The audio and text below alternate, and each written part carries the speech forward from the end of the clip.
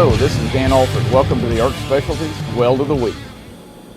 Hello, this is Dan Alford with ARC Specialties Weld of the Week. We're going to talk about the hot wire welding technique. This is applied to both plasma and gas tungsten arc welding.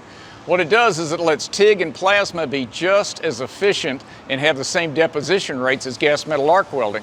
It also allows you to make welds with very low dilution, which is critical for overlay type welds. And we're going to talk about the technology, we're going to talk about how to tune it, and we're going to talk a little bit about the history of the process and how it was almost lost. To do this, we're going to go next door to the laboratory. So now we're in the ARC Specialties laboratory in the Welding Museum. We're going to start off with this old machine right here. This is an atomic hydrogen welder invented by Dr. Irving Lemure, a Nobel laureate working at GE over 100 years ago. This process is considered to be obsolete. It hasn't been in the welding handbook since 1969, and they haven't built power supplies since the 70s. The reason for this are safety concerns. We're using pure hydrogen gas, and you have operating voltages of over 300 volts. For very different reasons, the hot wire welding technique very nearly became obsolete. Let's talk a little bit about the history of hot wire welding. If you go all the way back to the beginning, the Linde Welding Company was part of Union Carbide, and they built these hot wire power supplies. Linde became Eltec, Eltec became ESAB. When I started ARC Specialties in the 90s, some of our first jobs were overlay welding. With overlay welding, you want low dilution and high deposition. When you combine these two requirements, hot wire is the perfect solution. So we were buying these power supplies in the 90s. This is an old technology. You see there's a motor there and movable brushes. This is actually a variable transformer. What you're doing is changing the taps on the secondary of the transformer. This is an AC power supply that has constant voltage. I like constant voltage because it's self-regulating. We'll get more into that later.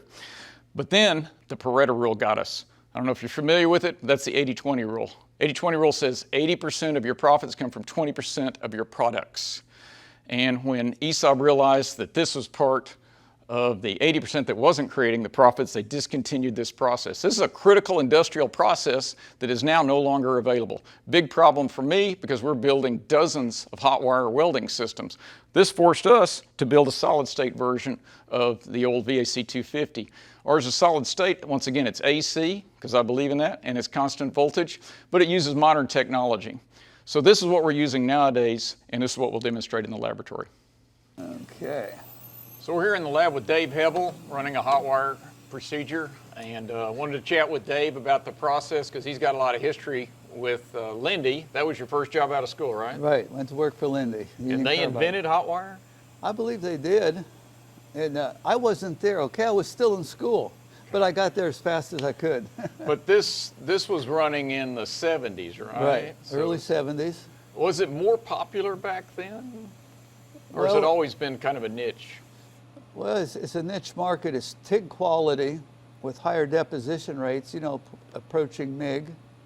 And we even had hot wire with submerged arc. Hot wire with gas metal arc. Hot wire with MIG, and we had hot wire with plasma for surfacing. So we actually ran two 1/16 wires under a plasma torch for cladding of stainless steel. So I guess then it's just never been a particularly popular application, which I find odd because it's not that complex to operate. I'd rather do that than plasma, if I can say that. It's less complicated. So back when when Linde was building these power supplies, they were a variable transformer, AC, constant voltage power supply. Right. And the way I looked at it is that CV, it's just exactly like you have in MIG welding. So you set the voltage and as wire feed changes, you know, amp's going to change a little bit, but it's going to maintain a constant voltage. That makes sense to me, and that's why the ARC Specialties power supply is AC and constant voltage too, but there are alternatives, right? Right. You can run DC and constant current. In the early days, the problem of a constant current DC machine, they typically had a higher open circuit voltage. So if you ever lost contact with the workpiece or the wire hung up, what's it going to do? It's going to burn right back to the contact tip because there's too much voltage available. And we're going to show you all this on video on the next segment. But what we're trying to do is have the wire always in the weld puddle. Right. So typically we trail the tungsten. There's always Right. exceptions, but typically we trail the tungsten so the wire can be in the puddle, constantly conducting Current. current and a few hundred. I mean, but what are the numbers that we're running at? You know, these are very small numbers compared to most welding Right, processes. you know, 1.5 volts, and even at the high wire feed speeds, we're up to maybe 4.5 volts. So it's a very low voltage. And maybe narrow 50, range. 100 amps. To 150. Right. All right, so yeah, that 40 to 100 at the lower wire feed speeds would be a good number. So with constant voltage, it's self-regulating. If we lift the torch off, the stick out will go higher and the current will go down. If we crowd the torch, the current will go up. If we turn up the wire speed, current will go up. Turn down the wire speed, current will go down. Why would anybody run constant current? You can start with something you already have. Oh, okay. You don't So- have to reinvent the wheel. So they're trying to use a power supply that Right, already existed. Okay. And then with the high open circuit voltage, they tend to establish an arc unless you use software to trap it. Right, and electronically today, in the early days, you don't have all the, we didn't have the electronics that we have today. So the high-speed regulation of the arc was just in somebody's imagination. But today we can do that. We can maintain that voltage. But the reason we're doing it with a machine that has the same open circuit voltage as operating voltage and is CV is because it's self-regulating. It makes it Right. pretty easy to set up, right? It's dumb simple. Yeah. It Why doesn't make it really complicated? complicate your life. Yeah, keep it simple. So teach us something about hot wire. Okay, well, history. Let's go back. Yeah, a back to second. history. Right. In the olden days, we ran longer stick-outs, and with 1/16 wire. To reduce current, or what was the goal? Yeah, you could significantly reduce the current if you increase the stick-out, and so if you're turning a wire hot before it's under the shielding gas, it's going to oxidize. Correct. And so we actually had a shielding gas cup on the hot wire torch, so that we ran a very low, 510 cubic feet an hour, not enough to disrupt the main arc, but enough to shield the wire between the torch and getting underneath the arc. That looks like a MIG torch. Yeah, it does. What is a little bit different about this torch, it had a ceramic tip to increase the stick out, but hold the wire straight so that you didn't have wandering in the wire. And so it's ceramic about back to here. And so again, it was all about I²R to heating of the wire. The contact tip is actually back here, and we had the ceramic tip so we could have extended stick out and controlling the movement of the wire. Interesting. So that's kind of the way it works. So when we look at our torch today, we don't use the shielding on the tip or on the wire. Because of the confined spaces that we're working in. Right. Our contact tip is right at the edge of the cup. So it's only hot underneath the shielding gas, under the cup. So that's a simplification in today's system. How old is that torch? As long as it's almost 50 years old, it's 48 years old. So I've actually found on some of our systems that if I tune the hot wire according to the traditional technique, which is you bring it all the way up to where it becomes a short arc, and then you back down a bit, you can create oxide problems, particularly on these high nickel wires. Because since we do not have that shield. And but I've never seen it as long as you keep it underneath the cup. And where I've seen most of the oxide is if you have a dirty wire. Ah. And if you have a wire that has oxides either on the surface or actually in the melt when it was manufactured, they become very visible in the puddle. And from what I understand, having a long stick out actually helps to clean the wire, at least remove some of the drawing compound. Right. Would you agree with that? Yes, if you go back to the old publications from Lindy, they'll show you pictures of wire with drawing lube on them. You have porosity in the weld, but By heating the wire as it goes in, you burn those oxides, the contaminant, I should say, the drawing lubes off, and you can have a good sound weld. You're going to show that in the video in the next segment, right? You'll actually see some of this lube burning off on the video Right. camera. I believe we've got some videos showing dirty, smoky wires, and I definitely have some of some scummy wires. You can actually see it going into the surface of the weld, the oxides. So our philosophy here at Arc Specialties is Hotwire allows you to double and triple, can I use those numbers, your deposition rates? Well, it's easy to double at the same amperage and voltage. So in other words, I don't have to up my amps and volts in order to get higher deposition rates. I recall we've done as high as 16 pounds an hour. In a groove weld, not surfacing, okay? Yeah, and this is a simple one. Right. So, and at the same time, you get lower dilution rates, which is critical in cladding. So we can achieve, what do you want to say, 12% dilution in a single layer? Yeah, we can do that. So that still doesn't make the NACE requirements. That's why we're running 2 layers to hit the 5%. They usually require 2 layers anyway. But we drastically reduce the dilution by preheating the wire. And we've done single layer made in FE10, 10%. Try to put it in that 7% area.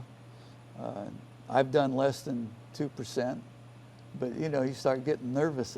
It gets a bit risky. Right. All right, so all of our cladding systems are running Hotwire, as well as a lot of the other TIG systems are running. So talking to our audience, when should they consider Hotwire additions to their TIG, automated TIG applications?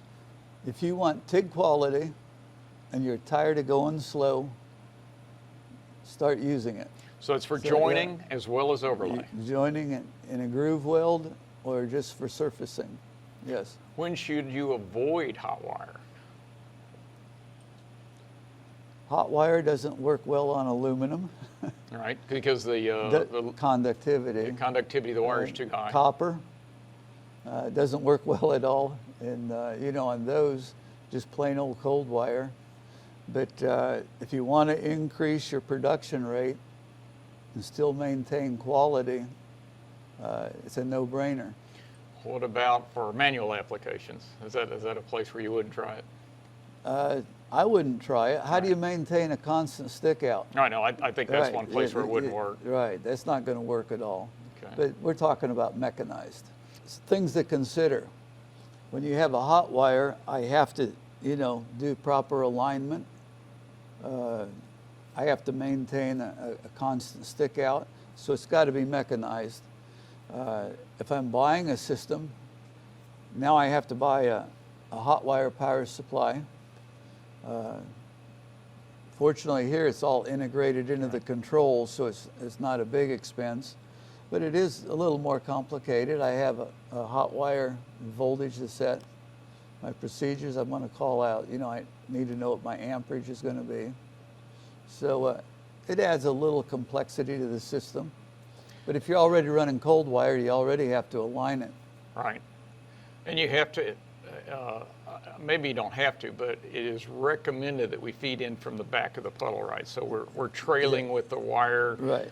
What I tell people is that's because that's the largest target to hit with that molten weld puddle behind the tungsten. Right. And I don't have a puddle out in front of the arc, do I?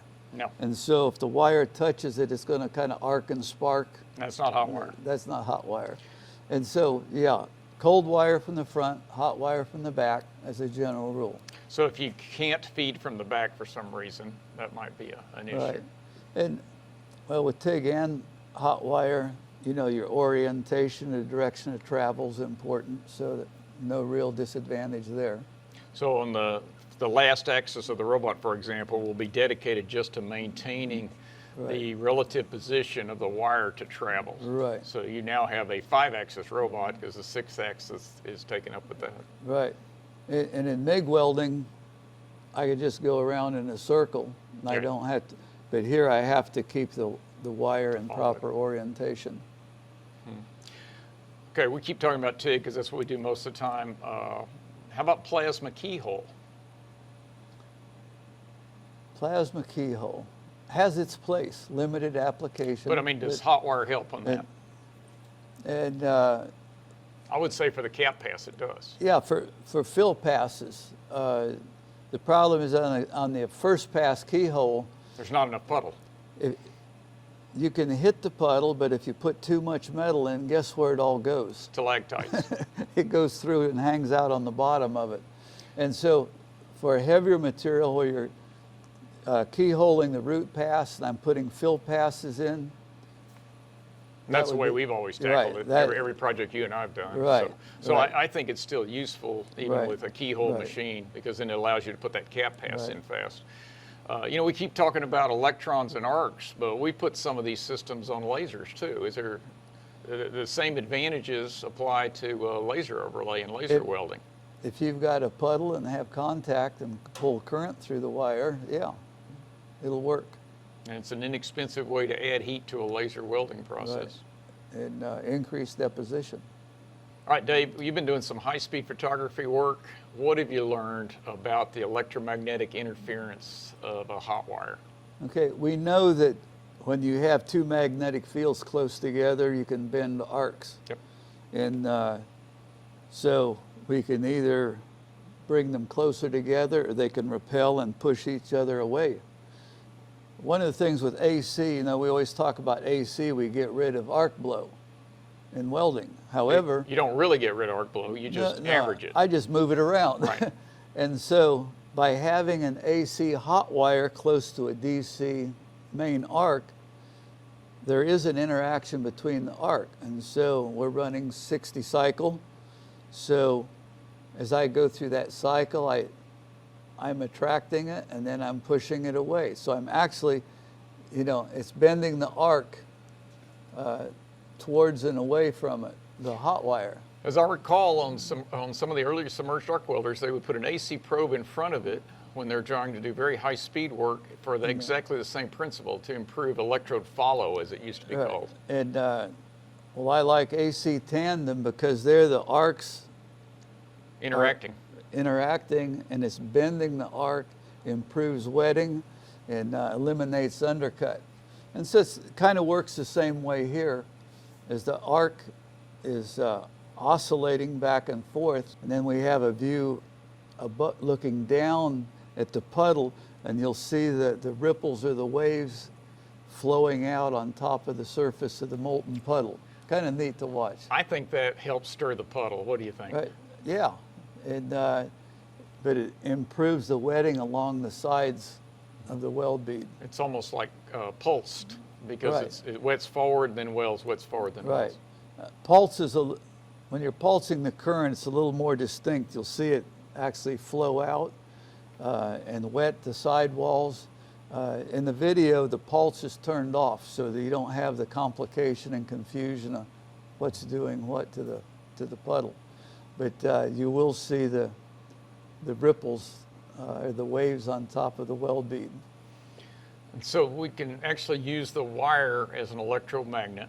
And that was another one of our inventions, right? Where we ran hot wire in series with two wires, trying to get a transverse oscillation. Right, and there we ran them opposite so that a magnetic oscillator, so that the arc would oscillate sideways versus, you know, in line with the travel. The trick on that was you can't run it at 60 hertz, 60 times a second, so we slowed that down to, I believe, 10 hertz. Right.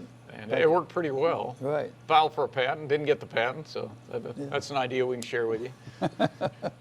So that's a phenomenon we see with AC hot wire only. Right. And DC, you're not going to see it move around. In theory, though, the DC, it would either attract or repel and just remain there. Right. It's fixed. Which way would you want it to be, retracting or repelling? Hey, I wouldn't worry about it. Hey, they both work, right? Okay, I see. Yeah. All right, well, so Next week, we're going to do another sample where Dave's running a bunch of different welds. We're going to show you how to tune this stuff in. Like I said, it's not hard to do, and then once you have it tuned in, it's self-adjusting. You change the wire speed, it adjusts. Right. You change the stick out, it adjusts. But that initial adjustment is a key thing in hot wire welding, and so we're going to take the mystery out of it. If you come back and see us again next week on the ARC Specialties Weld of the Week. We look forward to posting new episodes of the ARC Specialties Weld of the Week. If you're one of the thousands of operators of ARC Specialties equipment around the world and you have a weld that you would like to showcase, please contact us. At ARC Specialties, we thrive on problems. Send us yours.